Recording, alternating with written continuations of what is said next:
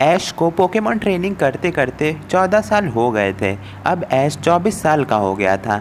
ऐश ने इन 14 सालों में काफ़ी नाम बना लिया था और उसके घर में एक अलग से कमरा सिर्फ उसकी ट्रॉफीज़ के लिए बना था। और ऐश अब लगभग हर रीजन में जाकर सारे जिम ट्रेनर्स को भी हरा चुका था और ऐश अब एक पोकेमॉन मास्टर कहलाने लायक हो गया था। उसकी स्किल्स बहुत ही ज़्यादा इम्प्रूव हो गई थी इन 14 सालों में। ऐश जब भी ट्रेनिंग करके अपने घर वापस आता खाना खाने के लिए, तब उसकी मॉम डेलिया कैचम हमेशा कहती, बेटा ऐश अब तुम शादी करने लायक हो गए हो, अब तुम शादी कर लो। ऐश बार बार अपनी मॉम को ये कह के टोक देता कि अभी तो बहुत कुछ करना है मुझे अपनी लाइफ में, शादी तो बाद में भी हो सकती है। लेकिन उस दिन ऐश की मॉम बहुत गुस्से में थी और सीधे उससे कहती हैं जल्दी अपना खाना खाओ। फिर ऐश की मॉम कहती हैं ऐश से, मुझे नहीं पता, तुम जल्दी से जल्दी अपने लिए कोई लड़की ढूंढ लो। पर ऐश को पोकेमॉन मास्टर लीग में बहुत ही ज़्यादा आगे जाना था, इसलिए ऐश ये सब बातों में ज़्यादा ध्यान देता नहीं है। फिर ऐश की मॉम गुस्से में कहती हैं चलो जाओ, अब तुम्हें कुछ तो काम आता है नहीं, जाओ तुम आज स्टोर रूम ही साफ़ क्यों नहीं कर लेते। और वहीं बगल में ही ऐश और उसकी मॉम की लड़ाई को देखकर पिकाचू हंसे जा रहा था। ऐश खाना खाकर अपने स्टोर रूम में जाता है, वहाँ पे बहुत गंदगी थी, तो ऐश एक एक करके जितना सामान था उसको बाहर निकालने लगता है। और तभी ऐश स्टोर रूम के एकदम पीछे कोने में एक बॉक्स को देखता है। उस बॉक्स को ऐश निकालता है, उसमें बहुत ही ज़्यादा धूल लगी हुई थी और वो बॉक्स बहुत ही ज़्यादा पुराना लग रहा था। ऐश उस बॉक्स को बाहर ले आता है और उसकी धूल साफ़ करता है। फिर ऐश उस बॉक्स को खोलता है, उसमें बहुत सारी पुराने ज़माने की फ़ोटोज़ थी और एक पेपर था जिसमें कुछ लिखा हुआ था। ऐश ने ये सब पुरानी फ़ोटोज़ कभी भी नहीं देखी थी। ऐश बहुत ही ज़्यादा शौक में था और ऐश उस पेपर में देखता है कि कुछ अजीब लैंग्वेज में कुछ लिखा तो ज़रूर है और वो कुछ ऐश से रिलेटेड ही था। ऐश तुरंत सब कुछ छोड़ के वहीं पे प्रोफेसर ओक के लैब की ओर भागने लगता है प्रोफेसर ओक से मिलने के लिए। जब ऐश प्रोफेसर ओक को वो पेपर दिखाता है तो प्रोफेसर ओक कहते हैं ये तो एंशिएंट पोकेमॉन लैंग्वेज है। ऐश कहता है क्या आपको ये लैंग्वेज आती है? प्रोफेसर ओक कहते हैं मुझे तो नहीं आती, लेकिन मैं एक सेंट को जानता हूँ जो इसे पढ़ सकता है और बता सकता है आखिर इसमें लिखा क्या है। ऐश प्रोफेसर ओक से तुरंत कहता है वो सेंट कहाँ मिलेंगे? प्रोफेसर ओक कहते हैं वो मुझे नहीं पता, लेकिन बहुत लोग कहते हैं कि वो पेंगोलारा के घने जंगलों में रहते हैं। प्रोफेसर ओक ऐश को ये भी बताते हैं कि वो इतनी आसानी से नहीं मिलते हैं, वो घने जंगलों में एकदम डीप में रहते हैं। और लोग बताते हैं जब वो उन सेंट से मिलने जाते हैं तो उन्हें बहुत अजीब अजीब चीज़ों का एक्सपीरियंस होता है और करीब 7 दिनों के भटकने के बाद पेंगोलारा के जंगल में उनको वो मिलते हैं। ऐश तुरंत कहता है मैं जाऊंगा उस जंगल में।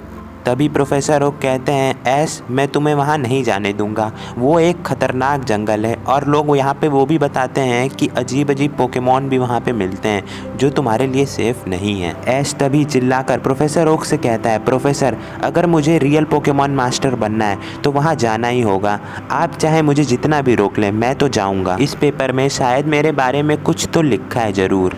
प्रोफेसर ओक ऐश से कहते हैं अच्छा ठीक है, अगर जा ही रहे हो तो अकेले मत जाना, करीब अपने साथ कम से कम 2 फ्रेंड्स को लेते जाना, क्योंकि वो जंगल खतरनाक है, तुम अकेले जाओगे तो मुसीबत में भी पड़ सकते हो। ऐश कहता है चलिए प्रोफेसर आपकी ये वाली बात मैं मान लेता हूँ। ऐश घर जाता है और अपने बैग की तैयारी करने लगता है। वो बैग में सब चीज़ रख लेता है जो उसे उस जंगल में ज़रूरी पड़ेगी। ऐश की मॉम तभी आती है उसके कमरे में। वो कहती हैं क्या हुआ ऐश, तुम कहीं जा रहे हो? ऐश सब बात अपनी मॉम को बता देता है। उसकी मॉम कहती हैं ठीक है ऐश तुम जा तो रहे हो, लेकिन अपने किन्हीं 2 दोस्तों को लेते जाना और कोई लड़की मिल जाए तो शादी करने के लिए भी लेते आना। तभी ऐश गुस्से में कहता है मॉम आप भी ना हमेशा शादी शादी शादी। और वहीं पिकाचू पेट पकड़कर तेजी से बिस्तर पे हंसे जा रहा था। ऐश अपना पूरा बैग अब तैयार कर लेता है। अब ऐश फ़ोन करता है ब्रॉक को, क्योंकि ऐश जानता था कि ब्रॉक एक ऐसा दोस्त है जो उसको कभी भी मना नहीं करेगा।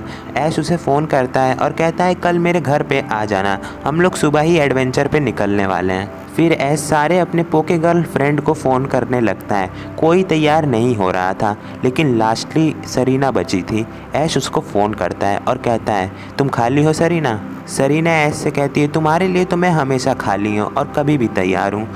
ऐश कहता है तुम तो कल सुबह मेरे घर आ जाना, हम लोग को एडवेंचर पे चलना है। सरीना बहुत ही ज़्यादा खुश हो जाती है, वो सोचती है कि हम लोग पिकनिक बनाने चलेंगे।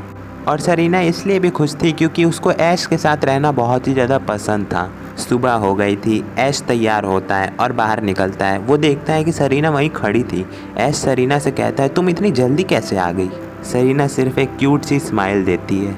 तभी पीछे से ब्रॉक भी हाथ हिलाता हुआ आता है और कहता है, ऐश मैं आ गया, चलो चलते हैं। ब्रॉक को आते हुए देखकर सरीना को बहुत ही ज़्यादा शौक लगता है। सरीना ऐश से कहती है, क्या ब्रॉक भी चल रहा है? सरीना का पूरा मूड ख़राब हो गया था। वो सोच रही थी कि ऐश और सिर्फ सरीना ही साथ में चलेंगे। ऐश अपना बैग उठाता है और उस पेपर को हाथ में रख लेता है और वो तीनों लोग निकल जाते हैं पेंगोलारा के घने जंगल में उस सेंट को ढूंढने के लिए। अब आगे क्या होगा? क्या ऐश उस बूढ़े सेंट को ढूंढ पाएगा पेंगोलारा के घने जंगल में?